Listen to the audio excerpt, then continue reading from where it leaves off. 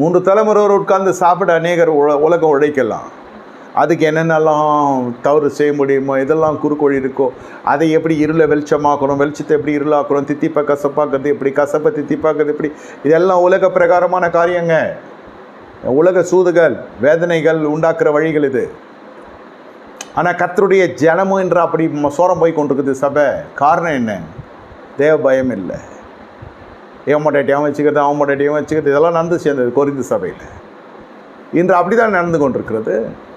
சரீரத்தை சொந்த நல்ல மனசாட்சியோடு, சுத்த நல்ல மனசாட்சியோடு நீங்கள் திருவிருந்தில் பங்கெடுக்கிற பொழுது உங்கள் சரீரம் தேவ ஆலயமாய் காணப்படுகிறது. அதை கெடுத்தால் தேவனை ஒரு கெடுத்து போட்டுக்கிறார். தேவ பயம் இல்லை என்று நான் கண்டேன். இவ்விடத்தில் தேவ பயம் இல்லை என்று என் மனைவி நிமித்தம் என்னை கொன்று போடுவார்கள் என்று நான் நினைத்தேன். அவள் சகோதரி என்பது மெய்தான். தகப்ப ஒருத்தன் தாய் பல அந்த காலத்தில். ஆனால் தேவ பயம் இல்லைன்னா என்ன? வேறொருத்தருடைய மனைவியை கொண்டு வந்து வச்சு கொடுத்து நடத்துகிற அளவுக்கு ஆசைப்பட ஆரம்பிச்சிட்டாங்க.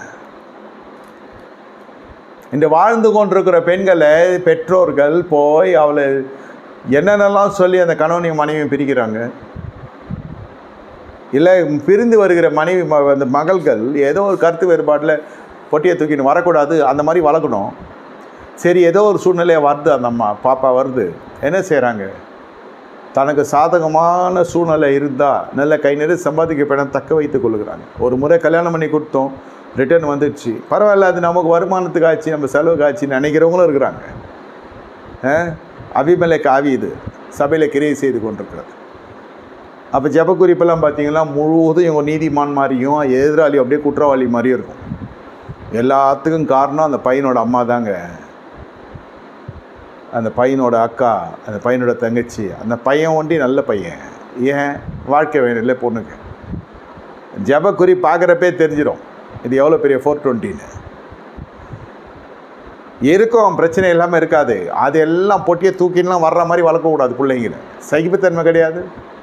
திருமணம் ஆகலைன்னா கேட்குறது, திருமணம் அவளை ஆன திருமணத்தை உடைக்கிறதுக்கு நம்பர் 1 நிற்கிறது. அப்புறம் இது பசங்க மட்டும் செய்யலை, பெற்றோரும் இதுக்கு நல்லா ஒத்துவதி.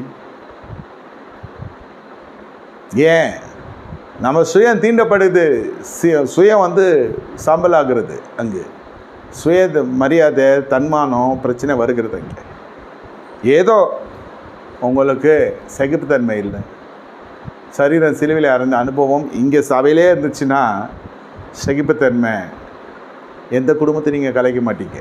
நானாக கலைக்கிறேன், எல்லாருக்கும் ஜெபிக்கிறேன், ஒன்றும் கிடையாது. உன் சொந்த குடும்பத்தை அவனை பார்த்துக்க துப்பு இல்லை.